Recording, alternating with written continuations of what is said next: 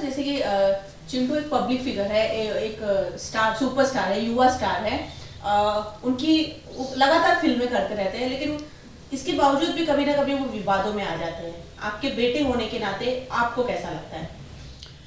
कई बार बहुत मतलब अजीब सा भी लगता है, क्योंकि अगर आप चिंटू की बायोग्राफी देखें तो चिंटू बहुत ज़्यादा किसी की बातों का जवाब देना उचित नहीं समझते हैं, ना वो देते हैं। उनके साथ जो भी को स्टार्स काम करते हैं, जो भी हीरोइनें काम करती हैं, जो दूसरे एक्टर काम करते हैं, उन सबको मालूम है कि अगर किसी ने चर्चा भी किसी की हो या किसी विवाद की चर्चा उनके सामने की हो, तो वो बोलते हैं अरे छोड़ो ना, अपना भी अगला सीन क्या वो करते हैं। उनको इन सब बातों पर बहुत बिलीव नहीं है। मुझे लगता है यही होना चाहिए। एक एक्टर जो होता है वो सबका होता है। एक्टर को सबके लिए, सबका होने से, कहने से नहीं होता है। आप जब खुद पर संयम रखें, मान लीजिए किसी ने कह भी दिया, किसी ने गलती कर भी दी, तो आप सबके कब हुए? जब आपने तुरंत उसको जवाब दे दिया या उसको नीचा दिखा दिया या उसके बारे में गलत बोलने लगे, तो वो नहीं होना चाहिए। वो जब हीरो तो वही जिसके अंदर हज़ार गुण हो। हज़ार गुण में ये भी गुण है कि जिस पर आप संयम रखें खुद के ऊपर।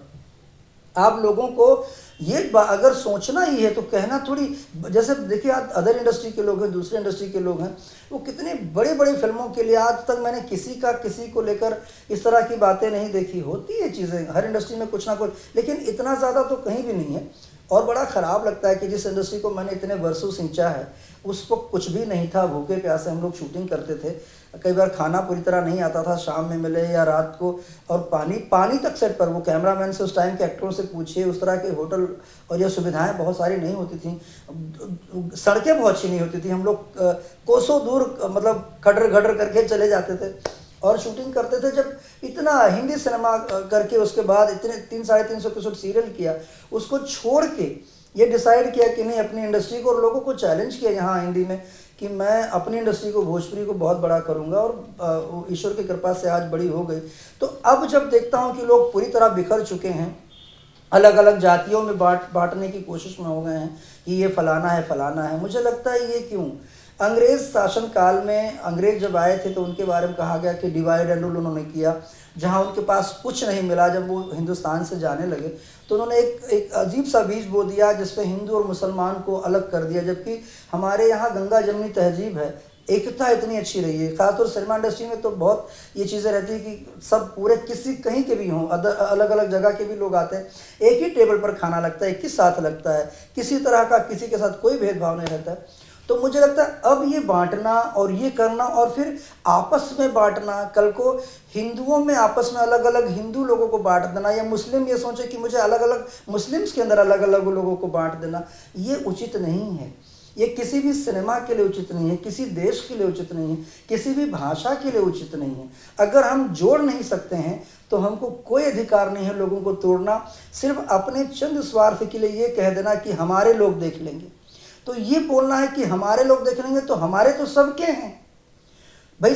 जो जिस कास्ट में पैदा हुआ है या जिस जाति में पैदा हुआ, तो उसके लिए भी तो लोग फिर वही है ना, कि जो फिर उसके लिए ये कहीं से नहीं अच्छा लगता है हमें। तो अभी भी देखिए, अब परिस्थितियां बहुत ख़राब हो गई हैं भोजपुरी सिनेमा की। जो ये एक तरफा पूरी तरह एक एल्बम को, एक मैं कह रहा हूँ म्यूज़िक हर इंडस्ट्री में म्यूज़िक वीडियोस होते हैं, वो बिल्कुल हों, उसके अगेंस्ट नहीं है, बिल्कुल बनना चाहिए, उसका अलग। लेकिन सिनेमा ही होती है, सिनेमा ही होता है। सिनेमा को सिनेमा के दर्जे से देखना है।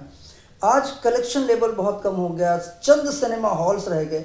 अब अगर फाइट करना है, लड़ाई करना है, तो सिनेमा हॉल के लड़ना है, एक होना है। अभी भी मौका है। जहाँ 1-1 करोड़, 1.25 करोड़ के एमजी मिलती थी फिल्मों की, वहाँ 5 लाख में आ गई हैं। उतने भी पैसे ढंग से नहीं मिल पाते हैं लोगों को। तो मुझे लगता है कि अभी भी मैं बोल रहा हूँ, स्टार्ट किया था इस दौर को, फिर बाहें खोल के मैं बोल रहा हूँ कि आप लोग प्लीज़ एक हो जाओ, मत लड़ो, किसी भी विवाद के अंदर मत पड़ो। मान लेता अगर किसी ने कुछ कह भी दिया, तो क्या, अगर आप जवाब पट करके दे दोगे तो कल आने वाला जनरेशन आपको भी जवाब देगा। ये दर्शक सब देखते हैं, दर्शक कभी नहीं चाहते हैं। अगर कुछ लोग, मान लो कुछ लोगों को मज़ा भी आ रहा होगा, तो जो मेन आवाम है, वो उसी आवाम ने सभी एक्टरों को, सभी कलाकारों को, टेक्नीशियनों को खड़ा करके रखा हुआ है। वो आवाम कभी नहीं चाहती, अपने भाषा के लोग कभी नहीं चाहेंगे कि मेरी भाषा में विभाजित हो और लोग इस तरह से बिखर जाएं, अलग अलग हो जाए। ये दूसरे इंडस्ट्री के लोग मजाक उड़ाने लगे हैं अब। आज एक छोटी सी साउथ इंडस्ट्री थी, साउथ ने हिंदी सिनेमा, बाकी सिनेमा को एकदम कैप्चर कर दिया है। आप सोचिए ना, इससे बड़ी विडंबना क्या होगी कि तमिल तेलुगु की बनाई हुई फिल्में हमारे यूपी बिहार के अंदर, हमारे यहाँ वो करोड़ों का धंधा कर रही हैं, वो हीरो कर रहे हैं। और वो बोलते हैं कि अब मतलब वो देखिए, अभी वो किच्चा का इतना बड़ा स्टेटमेंट आया है कि हिंदी तो मतलब नेशनल लैंग्वेज कहाँ रहेगी, बन के रहेगी इस तरह। लेकिन आज हमको ये सोचने की ज़रूरत है कि हमारे उत्तर प्रदेश, बिहार, झारखंड और क्या नाम है, यहाँ सब जो है वो फिल्मों का वो कलेक्शन करके ले जा रहे हैं और हम 2 लाख 1 लाख में सिमट गए हैं। मैं कह रहा हूँ कोई इनिशिएटिव लो, एक हो जाओ, एक ऐसी कोई फिल्म बने जैसे RRR बनाई ना, लोगों ने किया ना, आज कलेक्शन का उसने मारा ये कर दिया कि, तो मुझे लगता है कि फिर भी मिलो, प्यार करो। मैं कह रहा हूँ अगर किसी से लड़ाई झगड़ा हो, मान लो मैं नहीं समझ में किसी आ रहा हूँ, मुझसे ज़रूर रखो, मुझसे गुस्सा रखो, मेरे बारे में आपको लगता है मन में रखो, सामने मिले तब बोलो।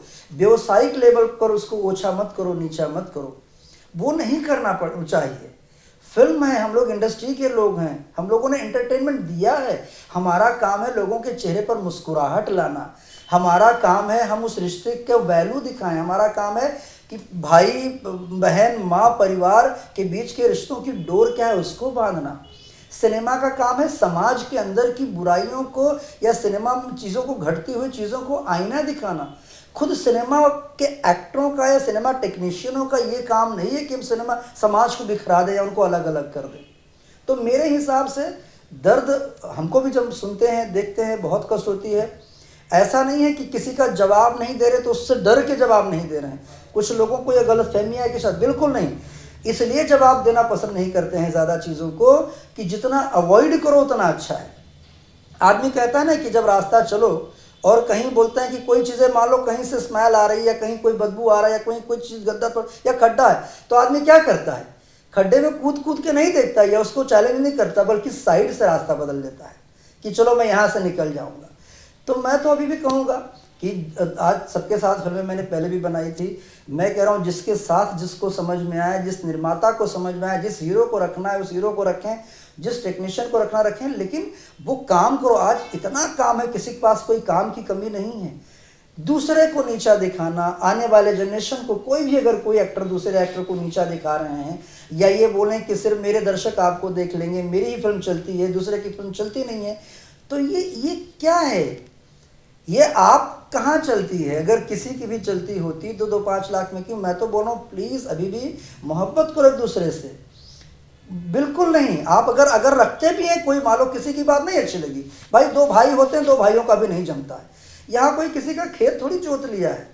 मैं कहता हूँ अगर नहीं समझ में आ रहा मत बातचीत करो, लेकिन उसको सामाजिक स्तर पर अपने जब आप जोड़ते हो तो ये भूल जाते हो कि आपकी भाषा, आपके लोग भी उसके साथ जुड़े हुए हैं।